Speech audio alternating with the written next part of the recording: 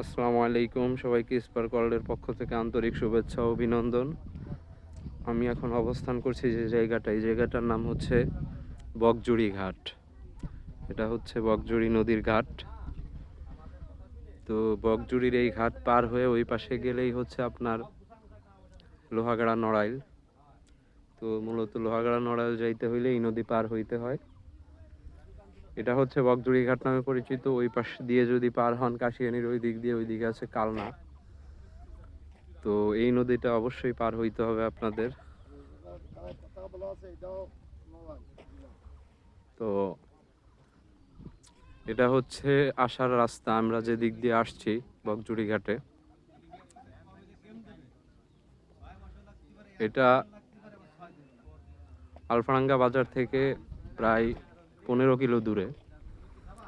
তো এখানে পারাপারের জন্য ট্রলার আছে। এই যে এই ট্রলারগুলো ওই পাড়ে যায়। তো খুবই সুন্দর মনোরম একটা পরিবেশ, ঘোরার মতো একটা জায়গা। আজকে ঈদের তৃতীয় দিন।